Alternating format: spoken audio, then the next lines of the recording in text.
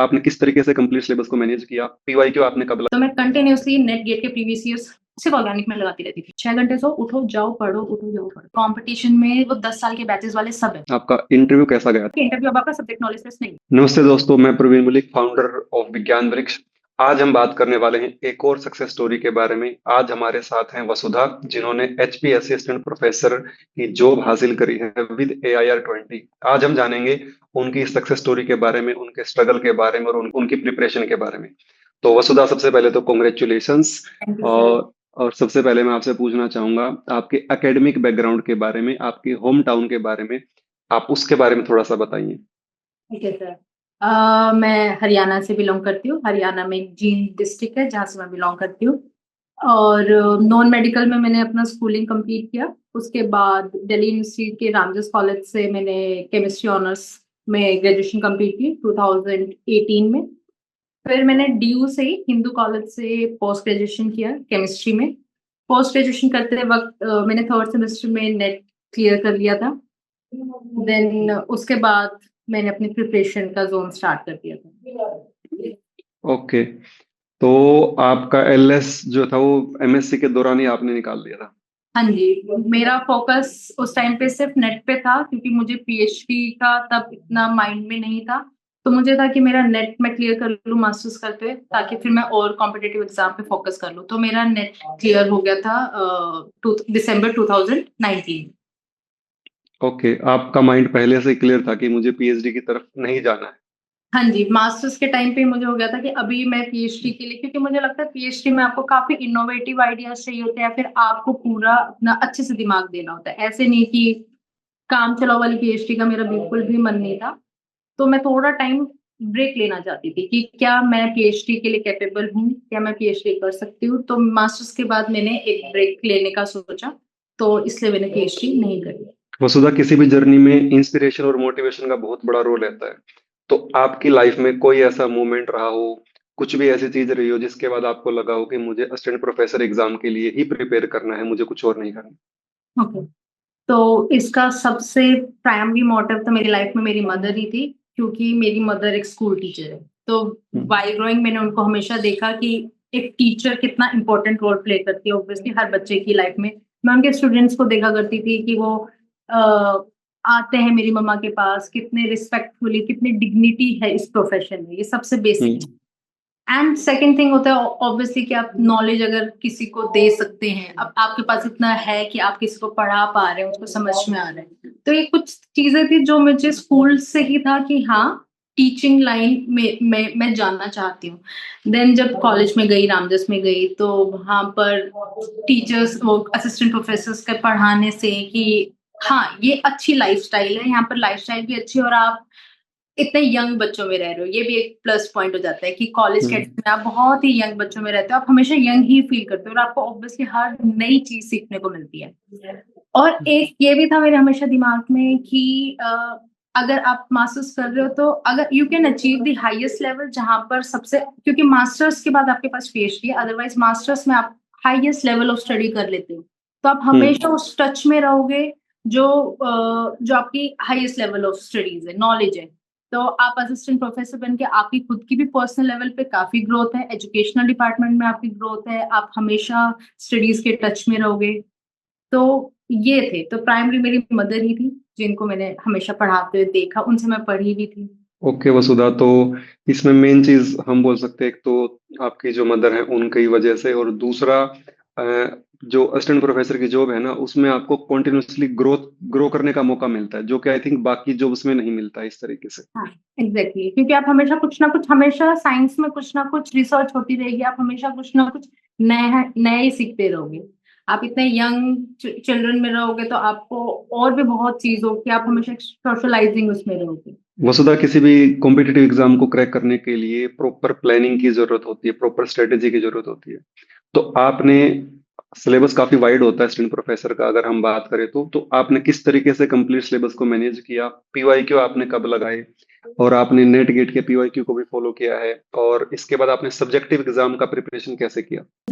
Date आई थी obviously, ये ऐसा एग्जाम था जिसमें आप सिर्फ जब डेट आए उसके बाद स्टार्ट नहीं कर सकते। कंसिस्टेंसी की चीज रहती है कि आप पहले से इस चीज को कंटिन्यूसली पढ़ रहे हो तो चीजें होंगी। तो आई वॉज कंटिन्यूसली स्टडिंग, एक कंसिस्टेंसी थी। जब डेट आई उसके बाद मैंने विज्ञान वृक्ष का ऐप ले लिया था, जिसमें हमारे पास असिस्टेंट प्रोफेसर का सारा उसमें था। हमारे पास प्री के लिए मॉक्स थे और प्री के लिए सारा का सारा सिलेबस उसमें था, वीडियोस थी। तो मैंने अपने नेट के नोट्स, जो भी मैंने अपने नेट के नोट्स थ्रू आउट बना रखे थे, उन नेट्स के नोट्स से पढ़ा बहुत सारे। क्योंकि नेट में जब हम प्रिपरेशन करते हैं तो हम उसमें सेलेक्टेड करके जाते हैं कि ठीक है मैं हम्म फिजिकल स्पेशलाइजेशन की हूँ, तो मैंने फिजिकल के कुछ टॉपिक्स को अच्छे से कर लिया, इनऑर्गेनिक का कुछ कर लिया, फिर वहाँ ऑप्शंस बहुत होते हैं। पर एचपीएससी में ऐसा नहीं था, आपको 100 क्वेश्चन है, 100 के 100 आपको अटेम्प्ट करने हैं, तो आपको सब कुछ ही पढ़ना है। तो जो भी मेरे टॉपिक्स में, जितना मैं जिस टॉपिक में वीक थी, वो मैंने ऐप से, उसमें सारा कंटेंट अवेलेबल था, सारी वीडियोस ऑर्गेनिक इनऑर्गेनिक फिजिकल की अवेलेबल थी, उससे अपना सब कुछ पढ़ा। तो प्री के टाइम पे सारा सिलेबस मैंने कवर किया। इवन जो हमारे पास इंटरडिसिप्लिनरी सब्जेक्ट्स थे, जिसमें हमारे पास सुप्रा मॉलिक्यूल नैनो टेक्नोलॉजी, इनको भी कवर किया, क्योंकि आपके लिए यहाँ पर एक एक क्वेश्चन मैटर करता है। और नेट के पीवाईक्यू, क्योंकि मैं थोड़ी सी ऑर्गेनिक में वीक थी, ऑब्वियसली मैं फिजिकल स्पेशलाइजेशन की हूँ, तो स्टार्टिंग से ही मैंने ऑर्गेनिक के लिए तो नेट और गेट के पीवाईक्यूज करने शुरू कर दिए थे। टॉपिक किया और नेट गेट के पीवाईक्यू कर दिए, क्योंकि वहां से कॉन्सेप्ट्स क्लियर हो रहे हैं। देन मॉक स्टार्ट कर दिए थे। मई में एग्जाम था तो अप्रैल में स्टार्ट कर दिए थे, क्योंकि विज्ञान विक्ष ऐप पे 10 मॉक्स थे, मोर देन 10 मॉक्स थे, सब्जेक्ट वाइज भी, टॉपिक वाइज भी मॉक थे, फुल लेंथ मॉक थे। तो फुल लेंथ मॉक को थोड़ा एग्जाम से पहले किया, लेकिन टॉपिक वाइज की टॉपिक कंप्लीट हो रहा है उनको किया, फिर उनको एनालाइज किया, क्योंकि यहाँ पर कमी है, अब इनको ऐसे डील करना है। तो ऐसे अप्रैल में टेस्ट स्टार्ट कर दिए थे और एंड तक टेस्ट देती रही। फिर जब प्री हो गया तो मेंस की मेन स्ट्रेटेजी यही थी कि कॉन्सेप्ट्स कितने क्लियर हैं। प्री में फिर भी हम एलिमिनेशन कर देते कि चार एक हटा दिया, या फिर मतलब आपको पता है कहीं ना कहीं आप एलिमिनेट कर सकते हो अगर आपको कहीं कॉन्सेप्ट कुछ कम है। बट मेंस में वो चीज नहीं है। मेंस में आपको, अगर आपके कॉन्सेप्ट क्लियर है, you can attempt any question, कि आपको हाँ ठीक है पता है ये चीज ऐसी होती है, तभी आप उसको अटेम्प्ट कर सकते हो। तो फिर मेंस में मैंने विज्ञान वृक्ष के ही ऐप से किया, उसमें सब नोट्स प्रोवाइडेड थे, हर एक टॉपिक के क्वेश्चन वाइज, कि अगर ये क्वेश्चन है तो इसको फ्रेम कैसे करना है। बेसिकली फ्रेमिंग ही रहती है कि कैसे फ्रेम कर रहे हो। तो वहां से हर एक टॉपिक्स में आपके पास इंटरडिसिप्लिनरी के भी थे, तो वहां से मैंने सारे क्वेश्चंस को पढ़ा, पहले खुद लिख के देखा कि हाँ ठीक है ये क्वेश्चन है, मेरे क्या क्या पॉइंट्स आ रहे हैं, तो मैंने उन पॉइंट्स को लिखा। देन फिर मैंने ऐप पे देखा कि ओके तो क्या क्या मिसिंग पॉइंट्स है जो मैं ऐड ऑन कर सकती हूँ, क्योंकि उसी से आपको पता चलता है। तो ऐसे करते करते इसकी मेंस की ये स्ट्रेटेजी रही कि उसमें भी आपको सिलेबस कंप्लीट कवर करना है, क्योंकि there are 15 questions in main, 5 from each section. ये भी नहीं कर सकते कि हम इसको छोड़ दें या फिर फिजिकल को छोड़ देते ऑर्गेनिक कर लेते, नहीं, आपको सब अटेम्प्ट करना है, तो आपको उसमें भी सब कवर करना है।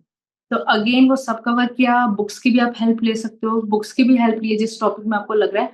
अदरवाइज मुझे विज्ञान वृक्ष में बहुत ऐसे सफिशिएंट लगा था, क्योंकि हर एक चैप्टर का वहाँ जितने पॉसिबल क्वेश्चंस हैं वो सारे पॉसिबल क्वेश्चंस बने हुए हैं, उनके आंसर्स वहाँ फ्रेम हुए हैं, और वहां सब कुछ था। तो सब्जेक्टिव में यही स्ट्रेटेजी, और जितना आप राइटिंग प्रैक्टिस करोगे, मेन तो यही है कि आपको आता है, लेकिन अगर आप स्लो राइटर हो तो वहां पर आपको 15 क्वेश्चन अटेम्प्ट करने हैं 3 आवर्स में। तो आपकी राइटिंग प्रैक्टिस की, आप सुबह से बैठ रहे हो तो आप अच्छे से राइटिंग प्रैक्टिस करो। इसके लिए मैंने लाइब्रेरी ज्वाइन की थी, तो आई रिमेम्बर मैं सुबह ऑलमोस्ट 7 to 8 तक तो चली ही जाती थी लाइब्रेरी, और 10:30 लाइब्रेरी क्लोजिंग होती थी, तो वो 10:30 का ही मेरा टाइमिंग था। ऐसा नहीं कि बिल्कुल सारा दिन है कि हाँ, ऐसे तो बीच में ब्रेक भी है, लंच ब्रेक है, बट वो इतने ज्यादा ब्रेक्स नहीं थे कि चलो 7:30 से एक सेशन लग गया 12-12:30 तक, देन आपका 1 आवर का lunch break, then next session क्या 5-5:30 एक और टी ब्रेक, एंड देन शाम तक। फिर मॉक टेस्ट भी मैं शाम को देती थी, कि सारा दिन आपने एनालाइज सारा दिन पढ़ लिया, क्योंकि मॉक टेस्ट देने का एक चीज होता है कि आप मॉक टेस्ट देने के बाद उसको आप एनालाइज भी करोगे। आपने बना का मॉक टेस्ट दिया, वहां आपका फिनिश नहीं होता, उसके बाद आप एनालाइज कर रहे हो। एनालिसिस में अगर आप अच्छे से एनालिसिस करो, वो भी आपका 1 आवर ले लेते हैं। तो ओवरऑल आपको 2 घंटे आप मॉक पे दे रहे हो, आप उसके क्वेश्चंस, आपको और भी नए नए क्वेश्चंस वहां से मिल जाते हैं मॉक टेस्ट में। तो ये सब कुछ पैटर्न था। सब्जेक्टिव के लिए और ऑब्जेक्टिव के लिए। Then okay. हम्म। तो वसुधा, आपने मतलब कंसिस्टेंसी के साथ दिन में 6-7 घंटे सीरियसली आप पढ़े हो? 6 घंटे 7 घंटे कॉन्टिन्यूसली आपने फॉलो अगर किया? मतलब ऐसा लगेगा कि मैं कुछ भी बोल रही हूँ, बट इससे ज्यादा ही हो जाता था इससे कि ज्यादा हो जाता था?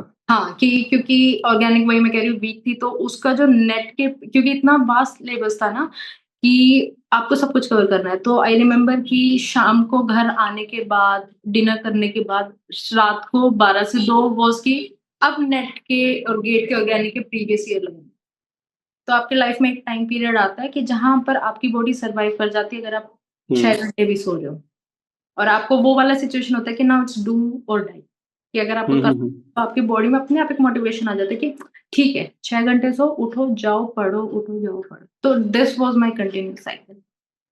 ओके। तो आपका बस यही था प्लान पूरा का पूरा, जब से एग्जाम की डेट आई थी, कि कि ये ही थोड़ा है। दिन? हाँ। मतलब कुछ ऐसा नहीं है कि भाई कुछ फ्री है या फिर कुछ भी ऐसा है, बस कॉन्टिन्यूसली आपको अपना एम दिखाई दे रहा था? बिल्कुल, ये मुझे लगता है ये चीज सबको करनी चाहिए कि बस अब ये है तो यही है, क्योंकि उसके बाद आपके पास पूरी लाइफ है हर चीज करने की। आई रिमेम्बर बीच में होली थी, मार्च में ही आई हम्म। होली, तो वो होली वाज लाइक कि ये फेस्टिवल नहीं है, फेस्टिवल होगा जिस दिन आपका रिजल्ट अनाउंस होगा। हम्म तो हम्म फेस्टिवल नेक्स्ट ईयर भी आ जाएगा, आप फेस्टिवल को छोड़ो और उस दिन भी आप सिर्फ पढ़ो। हम्म। तो यही था। ओके। तो आपका सिलेक्शन जिस दिन हुआ, तो उस दिन आपकी फैमिली का, आपके दोस्तों का कैसा रिएक्शन था? फैमिली का रिएक्शन आई रिमेम्बर, बिल्कुल मदर वाज लाइक बिल्कुल एकदम टीयर्स में, कि खुद को आपको उतना नहीं पता चल रहा होता है जितना आपको दिख रहा होता है कि आपकी फैमिली एकदम इतनी खुशी में। सुबह से वो टेंशन में थे क्योंकि एचपीएससी का पता रहता है जिस दिन लास्ट इंटरव्यू उस दिन शाम को रिजल्ट आ जाएगा।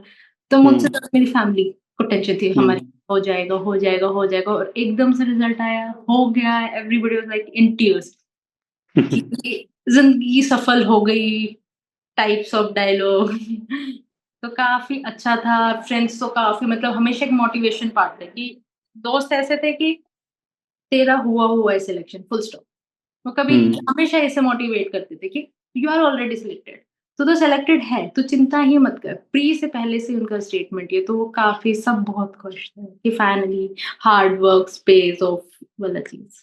वसुधा, किसी भी जर्नी में चैलेंजेस तो आते ही हैं, और जब आप इतने टफ कंपटीशन में पार्टिसिपेट कर रहे हो, तो आपको भी बहुत सारे चैलेंजेस फेस करने पड़े होंगे। कभी कभी ऐसा भी लगा होगा कि अब मेरे से नहीं हो रहा है, इतने दिन हो गए हैं।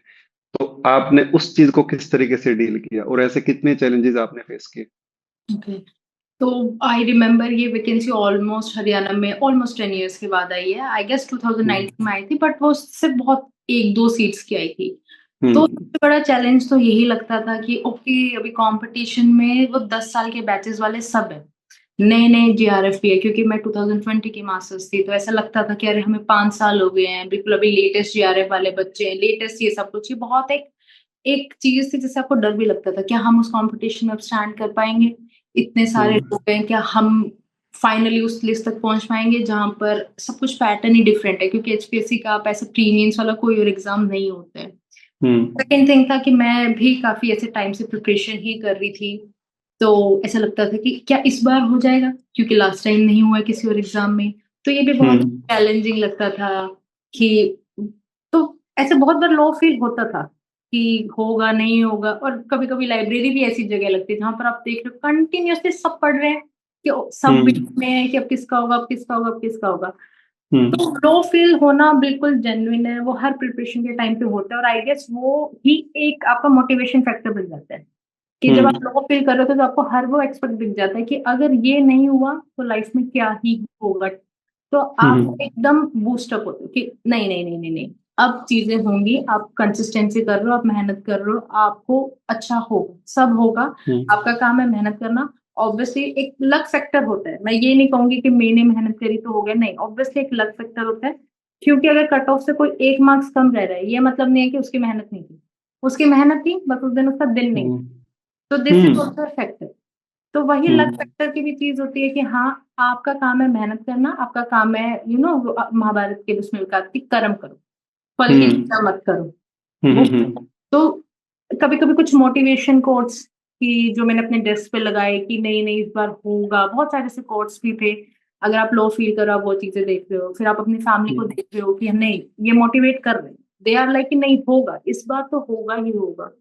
हम्म। तो ऐसे बहुत सारी चीजें आती हैं जब आपको लगता है चीजें नहीं होंगी, but believe in yourself, believe in God, या फिर जो भी यूनिवर्स में आप बिलीव करते हो कि this time hard work will pay of. और अपनी कंसिस्टेंसी से करते हो अपना 100%।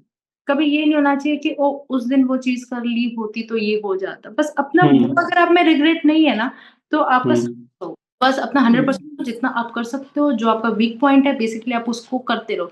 एक डर तब भी लगता है जब आप अपने वीक पॉइंट्स पे काम नहीं करते। जैसे मैंने बताया मेरी ऑर्गेनिक वीक थी, तो मैं उस पर रोज का 2 आवर्स फिक्स था कि रोज मुझे हम्म। 2 घंटे देने ही देने। तो वो चीजें भी आपको बूस्ट अप कर देती है कि हाँ अब होगा, चीजें होंगी। तो जो भी आपका वीक टॉपिक है आपने उसको मतलब नेगेटिव वे में नहीं लिया, आपने उसको प्रॉपरली पॉजिटिव। मैनेज कर लिया। हाँ।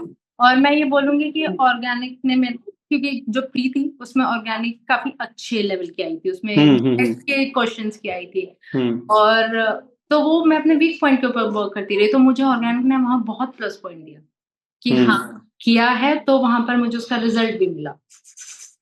तो कभी भी वो कहते हैं नॉलेज कभी वेस्ट नहीं होती, क्योंकि बहुत बार मैं सुनती थी कि नहीं नहीं असिस्टेंट प्रोफेसर में थोड़ा सा क्या पता ग्रेजुएशन लेवल का आ जाएगा, नेट लेवल का शायद हम्म। नहीं आएगा। एक इंट्यूशन भी होती है, मुझे एक इंट्यूशन भी थी कि नहीं ऑर्गेनिक अच्छी आ सकती है।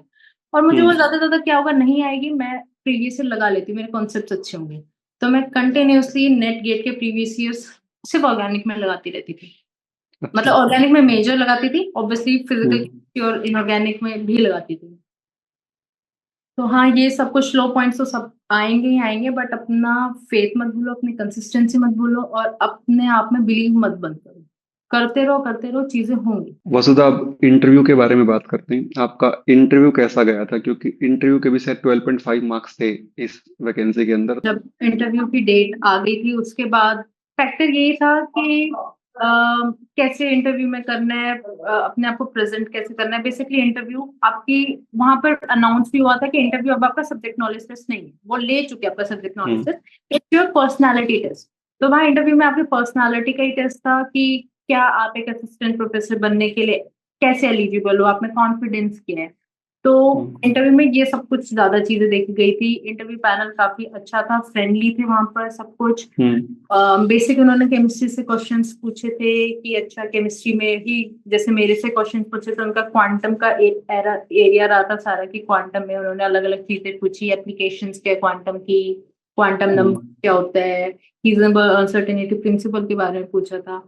तो हम्म। इंटरव्यू में मुझे लगता है कि आप कॉन्फिडेंस के साथ रहो, एक स्माइलिंग फेस के साथ रहो, तो सब अच्छा रहे। तो इंटरव्यू मेरा अच्छा हुआ था। हाँ मेरे उतने मार्क्स नहीं है इंटरव्यू में लगे, बट इंटरव्यू मेरा मुझे अपने पर्सपेक्टिव पे काफी अच्छा रहा था, अच्छा लगा था interview। वसुधा, कोई नहीं, बल एंड इतना अच्छा है तो अभी ठीक है, वो सब बढ़िया ही था। अब तो कुछ ऐसा नहीं है, सब बढ़िया ही था। वसुधा, आपकी प्रिपरेशन जर्नी में विज्ञान वृक्ष का क्या रोल रहा है? अगर आप शॉर्ट में थोड़ा सा बताना चाहें तो। मैं जब 2018 में मास्टर्स कर रही थी तब ही मैं प्रवीण सर से पढ़ी थी।